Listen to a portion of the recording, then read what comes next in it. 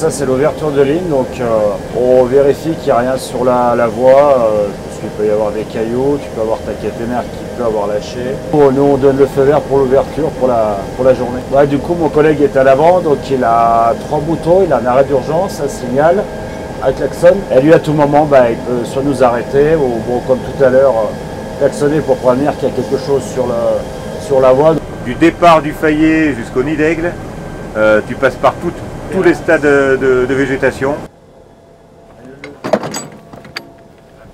Un des seuls aiguillages manuels qui reste sur la voie. Après, tous les autres sont électrifiés en fait. Il y a juste à appuyer sur un bouton pour changer le sens de l'aiguille.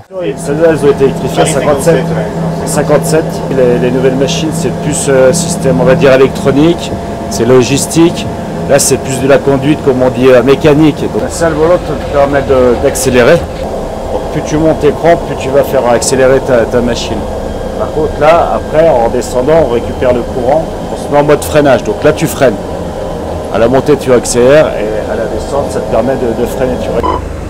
Salut, donc c'est pour t'informer qu'on croisera au Mont-Lachat et on te fera rentrer en voie 2.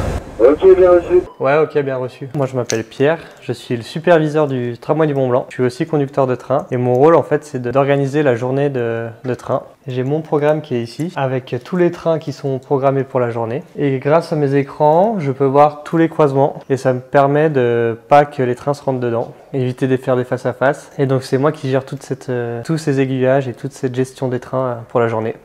Aussi avec mes collègues grâce à la radio. Moi c'est Lonois Benjamin, technicien, conducteur, formateur au tramway du Mont Blanc. Je vous présente la Marguerite, la dernière des nouvelles machines. Là je fais la maintenance des freins, là je dégraisse un peu tout. Bien nettoyer les garnitures de frein, dégraisser les sabots. Ça fait du costaud, ça fait du freinage super puissant. Ouais. Je parle beaucoup de freinage parce que c'est le plus important sur la machine quand même, parce que vu qu'on gravit des pentes à 25%, il faut que la machine elle ait des bons freins. Donc ce matin, pour différencier des nouvelles machines, c'est que vous avez fait l'ouverture de ligne avec l'équipe du matin. Avec les vieilles machines, vous avez une personne qui est devant, avec une télécommande dans les mains pour arrêter la machine si vraiment il y a un problème sur la voie, parce qu'on conduit depuis Laval. Et en fait, c'était nos yeux, à l'époque, avec les vieilles machines. Aujourd'hui, nous sommes nos propres yeux, quoi. Avant, il n'y avait pas de rétro, les rétros, c'était notre coup.